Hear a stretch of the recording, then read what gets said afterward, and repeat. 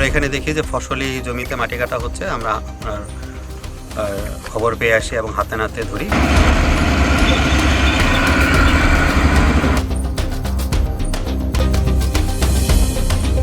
নাটোরের বাগাতিপাড়া উপজেলায় ফসলি জমিতে অবৈধভাবে পুকুর খননের দায়ে এক ব্যক্তিকে 2 লাখ টাকা জরিমানা করা হয়েছে।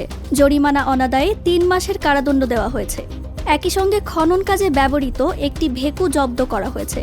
গতরাতে উপজেলার জামনগর ইউনিয়নের দেবনগর এলাকায় ভ্রাম্যমাণ আদালত পরিচালনা করে এ দণ্ড দেন উপজেলা নির্বাহী ম্যাজিস্ট্রেট ও উপজেলা নির্বাহী কর্মকর্তা মোহাম্মদ আলাউদ্দিন। কি খবর, আপনার নাম কি? এত সাহস হলো কিভাবে এখানে এগুলো করার? দণ্ডপ্রাপ্ত সোহেল নাটোর সদর উপজেলার জঙ্গলি এলাকার বাসিন্দা। জানা গেছে তিনি কয়েকদিন ধরে ফসলি জমিতে অবৈধভাবে পুকুর খনন করছিলেন।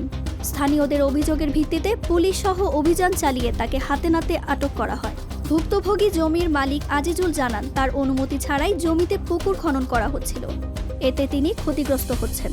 উপজেলা নির্বাহী ম্যাজিস্ট্রেট জানান বালুমহাল ও মাটি ব্যবস্থাপনা আইন 2010 অনুযায়ী এ দণ্ড দেওয়া হয়েছে। তিনি বলেন কৃষি জমি রক্ষায় এ ধরনের অভিযান অব্যাহত থাকবে।